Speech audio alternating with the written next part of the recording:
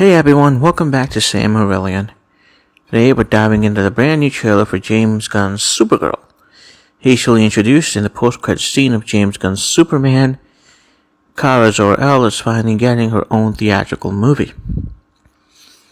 And yes, I'm calling this James Gunn's Supergirl because that's absolutely what it is. Never mind the fact that Craig Gillespie is directing, because what we've seen isn't really Gillespie's style, if you can say that he even has a definitive style. If you've seen any James Gunn superhero movie, this trailer screams James Gunn so loud you'd think he has John Cena over at his house. Someone said he's a musket, a gun that fires once. First off, the trailer kicks off with Supergirl on her 23rd birthday, getting wasted in some dinky alien bar under a red sun so she can actually feel the booze.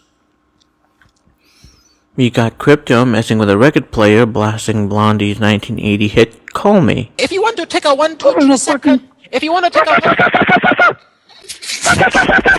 Classic James Gunn 80s pop needle drop. It's a good song, but still, doesn't this guy listen to anything other than 70s and 80s pop? And boom! Quirky space adventures, fight scenes against gray alien goons, a young girl pulling her into a revenge quest, and even a quick glimpse of Lobo. It's space-based, gritty but fun, with Supergirl as a traumatized, hard-drinking mockery of an anti-hero who says stuff like, "He sees the good in everyone, and I see the truth." Just want you to stop saying odd shit, like you smell a psychosphere or you're in someone's faded memory of a town. Just stop. The whole anti-hero thing is used to give the pretense that this is a nuanced, edgy character.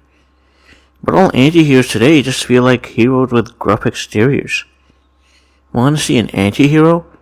Watch Michael Chiklis as a Big Mackie in The Shield. That being said, Supergirl is barely discernible from Gunn's type. You got that 80s pop soundtrack. Guardians had that mixed with bangers from the 70s and 80s. Suicide Squad's trailer used that.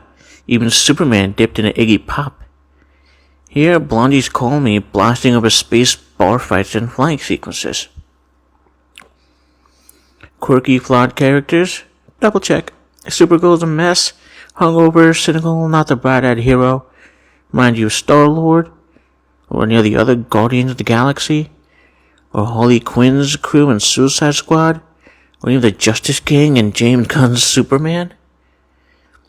And then the Joss Whedon-style snarky dialogue, that ironic, quippy banter that plagues every movie this guy makes, heroes making shitty wisecracks while punching aliens, the whole not your typical heroes trope.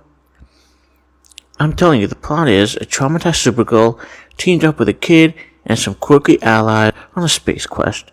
They're misfits who aren't naturally heroic, full of irony about the heroes being kinda screwed up, and they have to learn to work together for the greater good.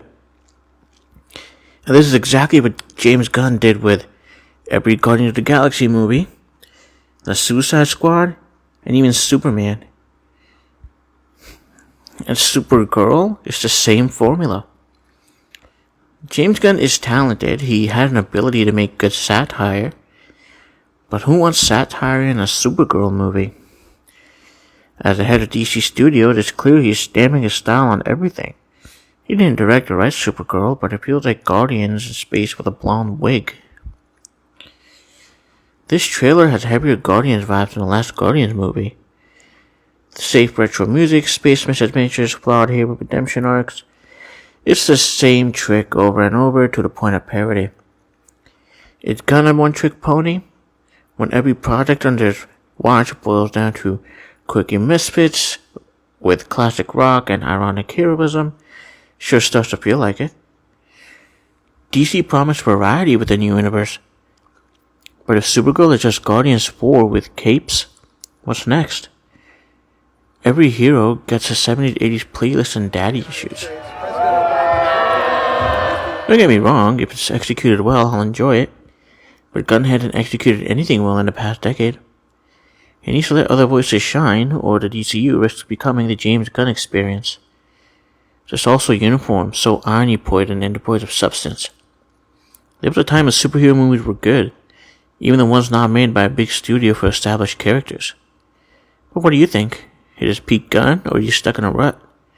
Drop your thoughts in the comments. Do you love the vibe or want something new? Like, comment, subscribe, buy me a copy. Goodbye. Let me show you right now before you give it up.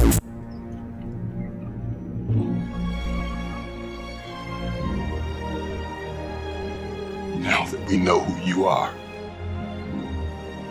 I know who I am.